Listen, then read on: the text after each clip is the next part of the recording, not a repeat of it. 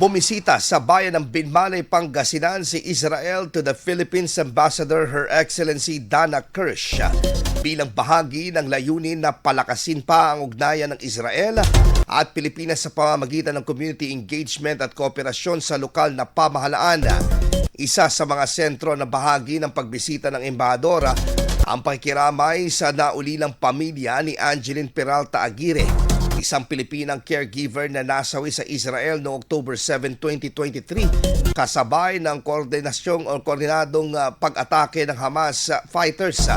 Matatanda na nagkubli si Aguirre sa isang bomb shelter kasama ang kanyang inaalagaang matanda ang Jewish na pasyente at mula roon ay nakapagpadala pa ng mensahe sa kanyang pamilya sa Binmalay bago ang trahedya. Give a big hug from all the people of Israel and the leadership of Israel to Anjali's family. Anjali was an OFW that unfortunately more than 2 years ago was murdered by Hamas terrorists, which are the terrorist organization, a Palestinian terrorist organization that is inflicted the most vicious massacre of Israelis on October 7th, 2+ years ago. But it's only one of the purpose, because another purpose is to meet the mayor, to meet the governor, and to meet as many people as I can to find additional ways to connect our two nations. Because Filipinos and Israelis are bound to one another, are connected even that we are kilometers away from one another. Yan po ang tinig ni Israel Ambassador to the Philippines, Dana Kirsch. Sa kanyang pagbisita, muling tiniyak po ng embahador ang malasakit ng pamahalang Israel sa kapakanan, kaligtasan at karapatan ng mga Pilipinong manggagawa sa kanilang bansa, lalo na sa panahon ng krisis. Israel will be still committed, will be forever be committed for the OFWs who are coming and taking care of our most precious, our elderly. And there are some also that are in a hotel, and we will protect them as one of our own, because whenever a Filipino comes to Israel, he's become a Filipino-Israeli. Kasabay po nito, nagpasalamat ang alkalde ng bayan na si Mayor Pedro Merera III sa pamahalaan ng Israel sa patuloy na pagtanaw nila ng utang na loob.